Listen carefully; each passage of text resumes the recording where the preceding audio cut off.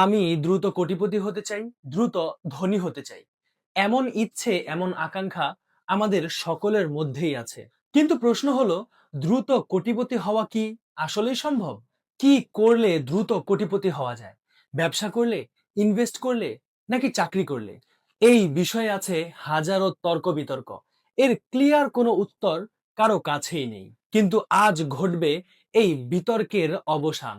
আমি আমার গবেষণায় এর উত্তর খুঁজে বের করেছি, কিন্তু এর উত্তরটা আমি আমার থেকে দেব না। এই প্রশ্নের উত্তরটা দিবেন এমন একজন ব্যক্তি যিনি বস্তি থেকে উঠে এসেছেন।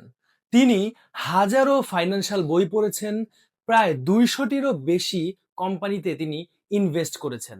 রিয়েল এস্টেট, স্টক, বন্ড, এমন কিছু নেই যার মধ্যে তিনি সফলতা অর্জন করেননি। এমন একজন ব্যক্তি আমাদের জানিয়েছেন গরিব থেকে ধনী হওয়ার সবচেয়ে ইজি ওয়ে সম্বন্ধে। তাহলে চলুন আমরা জেনে নেই এর উত্তরটি। একটু আগেই যে ব্যক্তির কথা আপনাকে বললাম, তিনি সেলফ মেড মিলিনিয়ার নাভাল রাভিকান্ত। তিনি বলেন, টাকা কামানো হলো একটা স্কিল বা একটা আর্ট।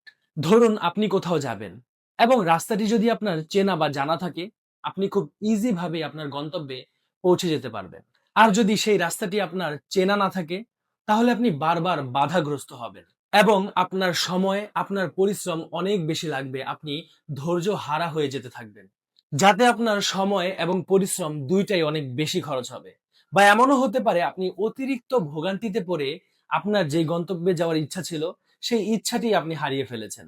তাই নাভাল বলেন, কেউ যদি সাফল্যের রাস্তাটা একবার চিনে যায়, তাকে থামানো অসম্ভব। নাভাল খুব কনফিডেন্ট নিয়ে বলেন, কেউ যদি আমার সবগুলো টাকা ছিনিয়ে নেয় এবং আমাকে এমন একটা দেশে ছেড়ে দেয় যেখানকার মানুষ ইংরেজিতে কথা বলতে পারে, আমি 5 বছরের মধ্যে সেইখানে পৌঁছে যাব যেখানে আমি বর্তমানে আছি। তিনি বলেন, আপনার হাজারটি উপায় মানার কোনো প্রয়োজন নেই, আপনি কেবল এই একটি উপায়কে মানুন। কিন্তু চলুন আমরা আগে জেনে নেই কে এই নাভাল রাভিকান্ত। তিনি 1976 সালে দিল্লিতে জন্মগ্রহণ করেন। তিনি জন্মের পরই বাবাকে হারান। বাবার আদর ছাড়া শুধু মায়ের মমতা নিয়েই তিনি বেড়ে ওঠেন। তিনি বড় হন এক বস্তিতে। দরিদ্রতার শিকার হতে হতে তার ইচ্ছে জাগে ধনী হওয়ার। তিনি তার অদম্য চেষ্টায় লেখাপড়া শুরু করেন। হাজারের উপর ফাইন্যান্সিয়াল বই পড়ে ফেলেন এবং খুঁজতে থাকেন কিভাবে ধনী হওয়া যায়। ধনী হওয়ার রাস্তা খুঁজতে খুঁজতে তিনি অনেক স্টাডি, অনেক গবেষণার পর এমন কিছু রাস্তা খুঁজে বের করেছেন, যার সাহায্যে তিনি 25 বছর বয়সে এপিনিয়ন্স নামের একটি কোম্পানি বিল্ড করেন এবং তার সিইও হন। 27 বছর বয়সে তিনি অগাস্ট ক্যাপিটালের পার্টনার হন। 29 বছর বয়সে ভেস্ট.কম এর ফাউন্ডার হন। 32 বছর বয়সে তিনি হিড ফোর্জের ভিসি ফান্ড করেন। 34 বছর বয়সে তিনি অ্যাঞ্জেল লিশ লঞ্চ করেন।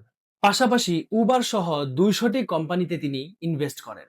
43 বছর বয়সে তাকে Angel investor of the world হিসাবে ঘোষণা দেওয়া হয়। তার ইচ্ছা, জিদ, প্রচেষ্টা তাকে বস্তি থেকে রাজা বানিয়ে দেয়।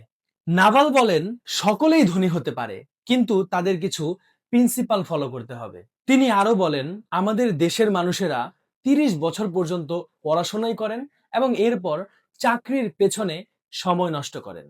চাকরি কখনোই মানুষকে ধনী হতে দেয় না। জীবনের এই ভুল সিদ্ধান্তগুলো মানুষকে জীবন্ত লাশ বানিয়ে ফেলে। রিসার্চ বলে, যারা ধনী হয়েছে তারা কেউ চাকরি করে ধনী হতে পারেনি। আপনি জব করছেন, আপনার স্যালারি 15 থেকে 25 হাজার টাকার মধ্যে। এই টাকা দিয়ে কি জীবন চালানো সম্ভব? খাবার, চিকিৎসা, সন্তানের শিক্ষার পেছনে খরচগুলো করার পর 15 তারিখের মধ্যে মানুষের পকেট একেবারে ফাঁকা হয়ে যায়। এজন্য সর্বপ্রথম আপনাকে কিছু টাকা জোগাতে হবে। এই টাকাগুলো জোগানোর জন্য আপনি যে কোনো কাজ, হালাল, যে কাজগুলোকে আপনার ছোট মনে হয়, প্রয়োজনে সেই কাজগুলো আপনার করতে হবে। কাজ করতে কোনো লজ্জা পাবেন না। আপনি যদি কাজ করতে গিয়ে লজ্জা ফিল করেন, তাহলে ধনী হওয়ার স্বপ্নটি দেখা বাদ দিয়ে দিন। আমি নিজের প্রমাণ। আমি এমন অনেক মানুষকে দেখেছি যারা কাজে লজ্জা ফিল করত, আর বর্তমানে তারা ফকির অবস্থায় আছে। কিন্তু যাদেরকে দেখেছি কাজে কোনো লজ্জা পেত না, বর্তমানে তারা কোটি কোটি টাকার মালিক। সর্বপ্রথম আপনার জব করতে হবে। জব করার পর সেই টাকাগুলোকে গুছিয়ে আপনি একটা ব্যবসা শুরু করুন। হতে পারে সেই ব্যবসা ছোট পরিসরেও হতে পারে, কিন্তু ব্যবসা করার পূর্বে আপনি মার্কেটকে রিসার্চ করুন, আপনার প্রোডাক্ট রিসার্চ করুন, অথবা আপনার কাছে যদি এমন কোনো স্কিল থাকে যেটা আপনি খুব ভালোভাবে পারেন, সেগুলো নিয়েই আপনি আপনার বিজনেস শুরু করুন। খুবই বুদ্ধিমত্তা এবং ধৈর্যের সাথে আপনার এগিয়ে যেতে হবে। মনে রাখতে হবে ব্যবসা খুবই ধৈর্যের কাজ, এবং ব্যবসার জন্য আপনার জমানো টাকাগুলোকে সঠিকভাবে ব্যবহার করা শিখতে হবে। এজন্য আপনার প্রয়োজন বেশি বেশি বিজনেস রিলেটেড বইগুলো পড়া, প্রয়োজনে বিজনেস যে ট্রেনিং গুলো হয় সেগুলোতে জয়েন করা। এরপর নাভাল বলেন, আপনি ব্যবসা করার পর যে লভ্যাংশগুলো আপনার হাতে আসবে সেগুলোকে এবার আপনার দ্বিগুণ করতে হবে। তবে আপনি আপনার জমানোর টাকাগুলোকে দিয়ে যদি ব্যবসা শুরু করতে ভয় পান, যেটা খুবই স্বাভাবিক, কারণ বর্তমানে আপনার ব্যবসায় টিকে থাকতে হলে অনেক স্কিল জানতে হয়। অন্যথায় নতুন ব্যবসাগুলোকে টিকিয়ে রাখা বর্তমানে অনেক কঠিন।